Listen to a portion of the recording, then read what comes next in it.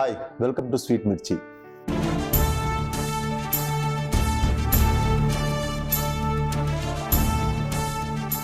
இன்னைக்கு நம்ம எதை பற்றி பேச போகிறோம்னா, மொத்தமாகவே சினிமா இண்டஸ்ட்ரியை பற்றி தான் பேச போகிறோம். ஏன்னா சினிமா இண்டஸ்ட்ரி இன்னைக்கு என்ன நிலைமையில் இருக்குன்றது சொல்லப்போனால் எனக்கே புரிய மாட்டேங்குது. நம்ம எங்கே போயிட்டுருக்கோம், இந்த சினிமா இண்டஸ்ட்ரி எங்கே போயிட்டுருக்கு அப்படின்றது.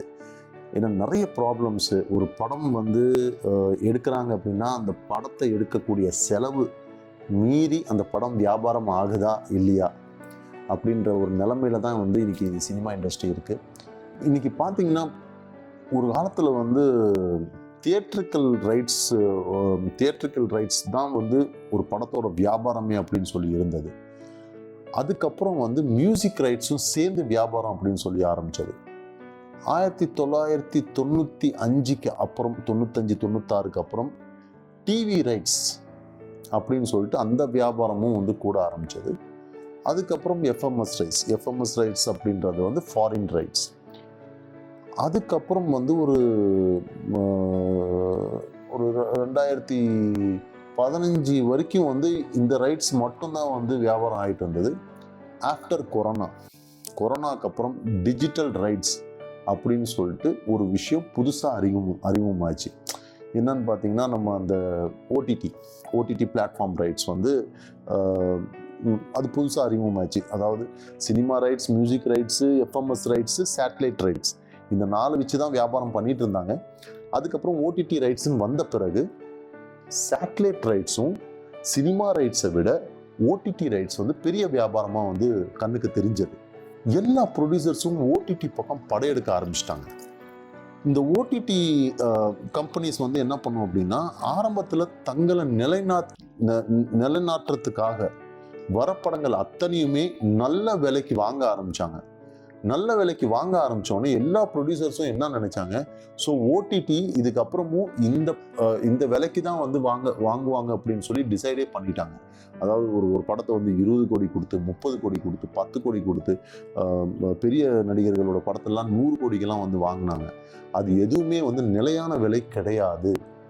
அது அவங்க மார்க்கெட்டுக்குள்ளே ஒரு நிலையான இடத்த பிடிக்கிறதுக்கு தான் ஆரம்பத்தில் அந்த விலை கொடுத்து படங்கள் வாங்க ஆரம்பித்தாங்க. ஆனால் அது ஒரு காணல் நீருன்னு தான் சொல்ல முடியும். ஏன்னா இப்போ அமேசான் பிரைம் ஆகட்டும், நெட்ஃப்ளிக்ஸ் ஆகட்டும், ஹாட்ஸ்டார் ஆகட்டும், ZEE5, சோனி, இந்த 5 பிளாட்ஃபார்ம்ஸ் தான் படத்தை விலைக்கு வாங்குறாங்க.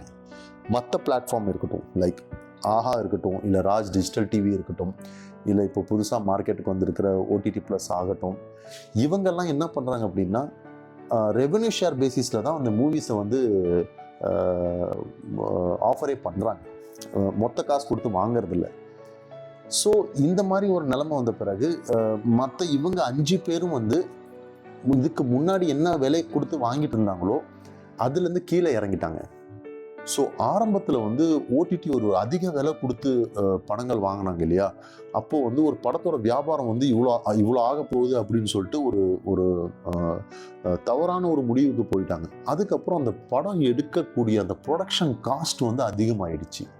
ஏன் அதிகமாகிடுச்சுன்னா, எப்படியும் இந்த ஓடிடியில் போய் நிறைய விலைக்கு விற்றுருவாங்க இவங்க அப்படின்னு சொல்லிட்டு நடிகர்கள் ஆகட்டும், இல்லை மற்ற செலவுகளாகட்டும், எல்லாமே தன்னுடைய விலைகளை ஏற்றிட்டாங்க. நடிகர்கள் தன்னுடைய சம்பளத்தை ஏற்றிட்டாங்க. ஏன்னா ஓடிடியில் வியாபாரம் ஆகுது, வியாபாரம் ஆகுது அப்படின்னு சொல்லிட்டு அந்த காரணத்தை காட்டி நிறைய சம்பள உயர்வு ஜாஸ்தி ஆயிடுச்சு. அதுக்கப்புறம் ஓடிடி அதிக விலை கொடுத்து வாங்கிறது நிப்பாட்டிட்டாங்க. இப்போ இவங்க சம்பளத்தையும் குறைக்க மாட்டேங்கிறாங்க, ப்ரொடக்ஷன் காஸ்ட்டும் குறைய மாட்டேங்குது. அதிக காசு போட்டு இந்த படத்தை எடுத்து அது விற்க முடியாமல் தவிச்சிட்டு இருக்காங்க. ஸோ இன்னைக்கு தியேட்டர்களுடைய எண்ணிக்கைகளும் குறைய ஆரம்பிச்சது. இருக்கிற தியேட்டர்கள் விலையும் ஏற்றிட்டாங்க. இந்த நிலைமையில் இப்போ ஒரு 5 நாள் ஹவுஸ்ஃபுல், தமிழ்நாடு ஃபுல்லாக 5 நாள் ஒரு படம் ஹவுஸ்ஃபுல்லாக ஓடிச்சுன்னா போட்ட காசை எடுத்துடலாம் அப்படின்ற அந்த நம்பிக்கையும் போயிடுச்சு. இப்போ சேட்டலைட் ரைட்ஸும் வாங்கிறது கம்மி பண்ணிட்டாங்க. சேட்டலைட் ரைட்ஸ் அப்படியே வாங்கினாலும் ரொம்ப கம்மி விலைக்கு வாங்குறாங்க. ஓடிடி விலையே போக மாட்டேங்குது. உங்களுக்கு ஒரு சின்ன கணக்கு சொல்கிறேன். ஒரு வருஷத்தில் தமிழ் இண்டஸ்ட்ரியில் கிட்டத்தட்ட 300 படம் ரிலீஸ் ஆகுது. அதில் தியேட்டரில் எத்தனை படம் வருதுன்றதே ஒரு கொஸ்டின் மார்க் தான். ஏன்னா தியேட்டரும் வந்து இப்போ ரொம்ப சேஃபாக வந்து விளையாட ஆரம்பிச்சிட்டாங்க. எப்படின்னா வந்து ஒரு பெரிய ஸ்டார் மூவி இருந்தால் அவங்க காசு கொடுத்து வாங்கி அந்த படத்தை ரிலீஸ் பண்ணுறாங்க.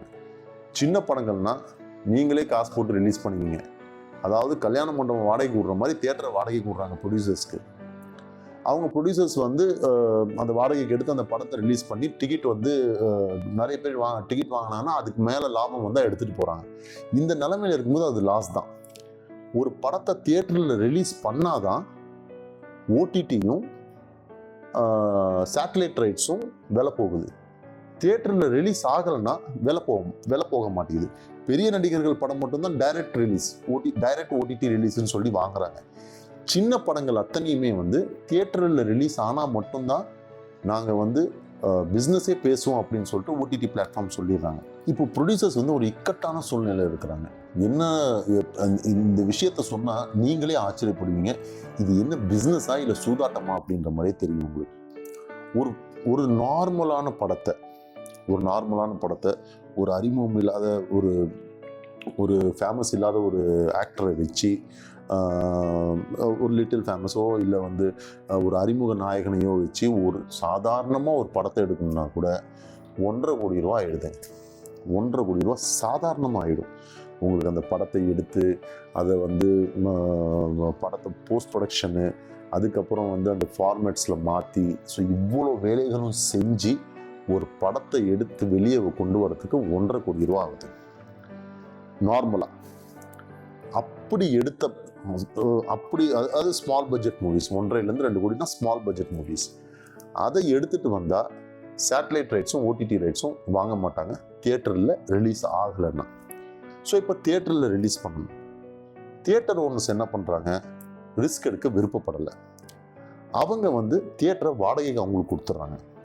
இப்போ அட்லீஸ்ட் வந்து ஒரு 30-40 தியேட்டரில் வந்து ரிலீஸ் பண்ணணும்னா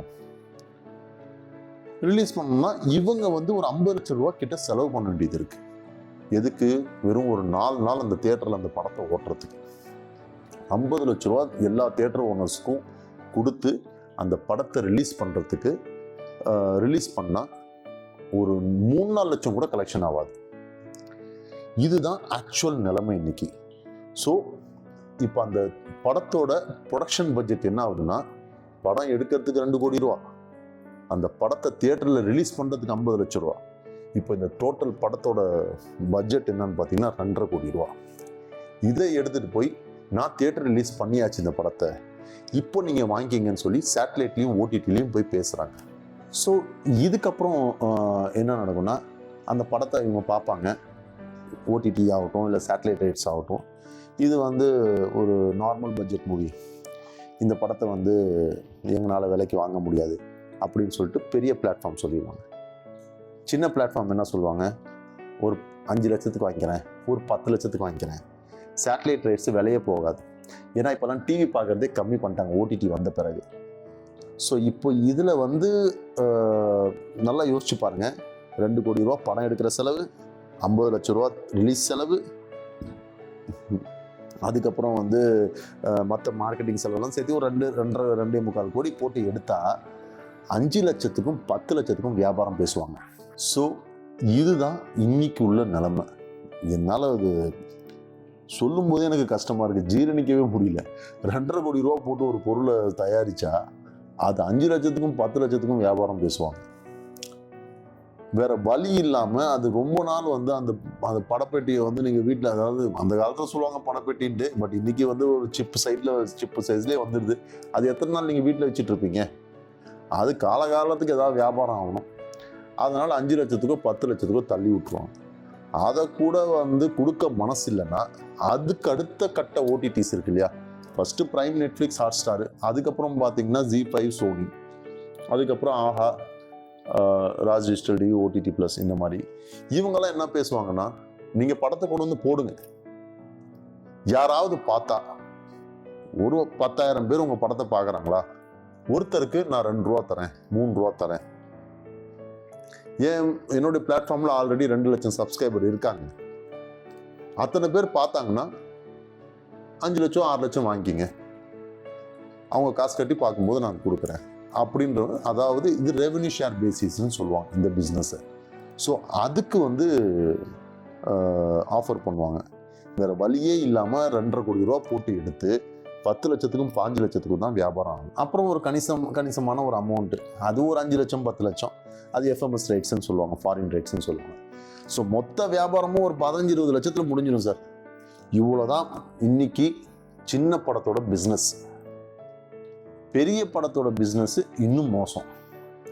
பெரிய படம்னா பெரிய ஆக்டர், அதாவது 50 கோடி சம்பளம் வாங்குறவங்க, 100 கோடி சம்பளம் வாங்குறவங்க, இவங்களுக்கு இந்த சம்பள காசுக்கே வியாபாரம் ஆகாது. அந்த நிலைமைக்கு இன்னைக்கு போயிட்டு இருக்கு. இப்போ கருடன்லாம் பார்த்தீங்கன்னா ஓடிடி ரைட்ஸே விற்கல.